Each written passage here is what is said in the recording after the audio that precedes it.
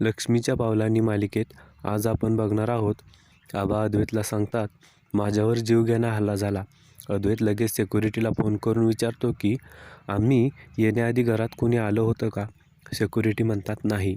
अद्वैत म्हणतो, मग घरातून कोणी बाहेर गेलं होतं का? अद्वैत बाहेर येऊन विचार करतो. सुकन्या त्याला म्हणते, काय झालं सर? अद्वैत म्हणतो, घरात कोणी आलं नाही आणि घरातून कोणी बाहेरही गेलं नाही. याचा अर्थ घरातल्याच कुणीतरी आबांवर हल्ला केला. सुकन्या म्हणते, बाप रे. अद्वैत पुढे म्हणतो, रोहिणी आत्या आणि राहुल या दोघांपैकीच कोणीतरी हे केलं असेल. दोघेही इतक्या खालच्या थराला गेलेत की ती माझी आत्या आणि तो माझा भाऊ असं म्हणतानाही लाज वाटते मला. सुकन्या म्हणते, आपल्याकडे थोडेसे पुरावे गोळा झालेत आता. त्यांचं सत्य सगळ्यांसमोर उघड करून टाका ना आता. अद्वैत म्हणतो, सगळे पुरावे मिळालेले नाहीत अजून. माझ्या सख्या आत्याने माझ्या बायकोचा जीव घेतलाय याचा पुरावा मिळालेला नाही अजून. आता सुकन्या आबांना आमटी भात खायला देते. ती आबांना विचारते, रात्री जो हल्ला झाला त्यावेळी ते किती जण होते? आबा म्हणतात, माहीत नाही ग. अचानक दिवे गेले. मी सगळ्यांना आवाज दिला पण कोणी बी आलं नाही. माझा मोबाईल बी सापडत नव्हता अन तेवढ्यात कोणीतरी माझा गळा दाबला. बरं झालं तुम्ही वेळेवर आला, नाहीतर आज माझा जीव गेला असता. आबा पुढे सुकन्याला म्हणतात, मला काहीच सुचत नव्हतं. मी तुझं नाव घेऊन हाक मारली आणि लगेच तुम्ही आला. देवी आईनेच मला हे सुचवलं. सुकन्या म्हणते, आबा मलाही तुम्ही हाक मारताय असा भास झाला. आबा म्हणतात, माझी कला बी अशीच मनकवडी होती. सुकन्या आबांना म्हणते, आता जाऊ द्या तो विषय. तुम्ही आता हे गुड बॉयसारखं खाऊन घ्या. आता सरोजही आबांजवळ येते आणि सरोज आबांना म्हणते, सॉरी आबा, मी तुमच्याजवळ थांबणार होते पण ऑफिसमधून अर्जंट फोन आला म्हणून मला जावं लागलं. पण तिथे गेले तर सगळं नीट होतं. कोणी फोन केला होता काही समजलंच नाही. आबा म्हणतात, जाऊ दे सरोज, व्हायच्या गोष्टी होतात. पण देवी आई आपल्या पाठीशी आहे आणि कला इथं नसली तरी बी तिचा वावर या घरामध्ये आहे. बघतेच ती आपल्या सगळ्यांकडं. ती कोणाचंच वाईट होऊन देणार नाही. आबा पुढे म्हणतात, माझी कला लक्ष्मीच्या पावलांनी या घरात आली होती. तिची पावलं अजून बी या घरात आहेत सरोज. आबा म्हणतात, मला वाटतंय कलानंच सुकन्याला स्फूर्ती दिली असेल. अद्वैत आबांना म्हणतो, हो आबा, कलाचं हृदय आजही आपल्या घरासाठी धडधडतंय. कलाने जाण्याआधी तिचं हर्ट डोनेट केलं आणि तिचं हर्ट ज्या व्यक्तीला डोनेट करण्यात आलं ती व्यक्ती सुकन्याच आहे आबा. सरोज आणि आबा आता सुकन्याकडे बघत असतात. आबा म्हणतात, देवी आई, ही तुझी काय लीला आहे? अद्वैत म्हणतो, हो आबा, माझ्या कलाचं हृदय सुकन्यामध्ये आहे. आबा म्हणतात, म्हणजे आपली कला सुकन्याच्या रूपामध्ये आपल्या समोर उभी आहे. आबा सुकन्याच्या डोक्यावरून हात फिरवतात. सुकन्या आबांना म्हणते, हे हृदय मला सतत काहीतरी सांगत असतं आजोबा. आबा म्हणतात, अद्वैत, आज मी लय खुश आहे.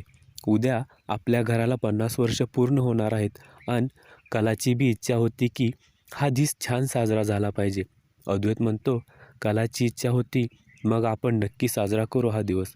सरोज म्हणते, हो आबा, मी सगळ्यांना बोलावून आणते. आता घरातले सगळे एकत्र जमलेले असतात. अद्वैत म्हणतो, उद्या आपल्या घराला 50 वर्ष पूर्ण होणार आहेत, त्यामुळे सगळ्यांनी छान सेलिब्रेट करूया. सगळे खुश होऊन टाळ्या वाजवतात. अद्वैत म्हणतो, ॲक्च्युली मिसेस खरे आणि मिस्टर खरे यांनासुद्धा मी इन्व्हाइट केले. आता इकडे रोहिणी चिडून राहुलला म्हणत असते, हा अद्वैत मध्ये आला, नाहीतर हा म्हातारा काल ढगात गेला असता.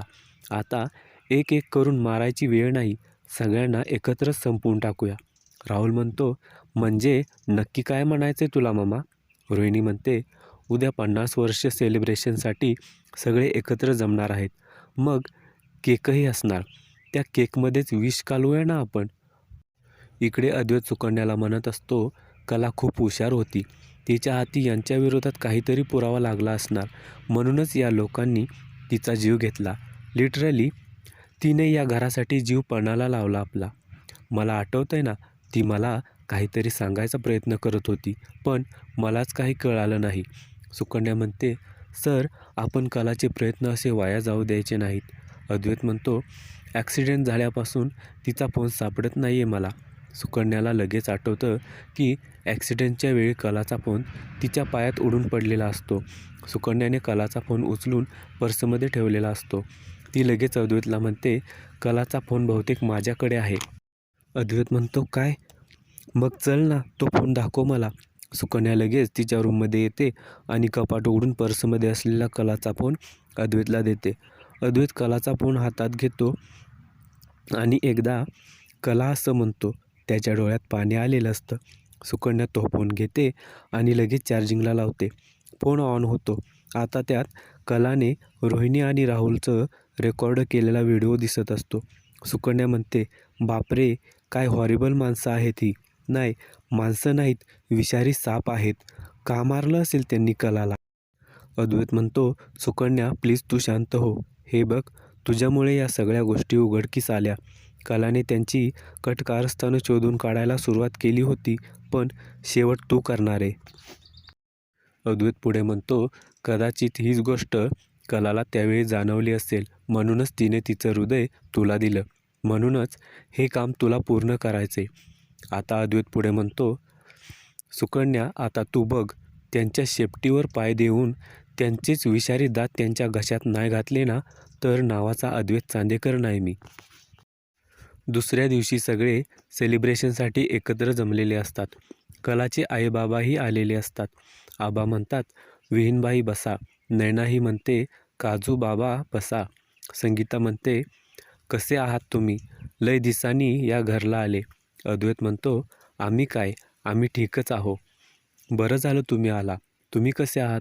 आता नैना लगेच संगीताला प्रेमाने मिठी मारते आणि म्हणते, मम्मा कशी आहेस ग? संगीता म्हणते, ठीक आहे. नैना पुढे म्हणते, बाबा काजू, आज आपली कला हवी होती ना? सुकन्या म्हणते, आपली कला तर पावलं पावली हवी आहे आपल्याला.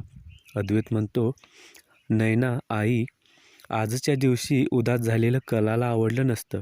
संगीता हसतच म्हणते, जावई बापू, आमची कला तुमची खरे. सगळे हसतात. सगळे खूप खुश असतात. उद्याच्या भागात आपण बघणार आहोत, रोहिणीने केक ऑर्डर केलेला असतो. सगळे केक खातात आणि सगळेच बेशुद्ध पडतात. रोहिणीला वाटतं सगळे मेले आता. ती म्हणत असते, सगळे चांदेकर मेले आता. या सगळ्या घराची राणी मी आहे.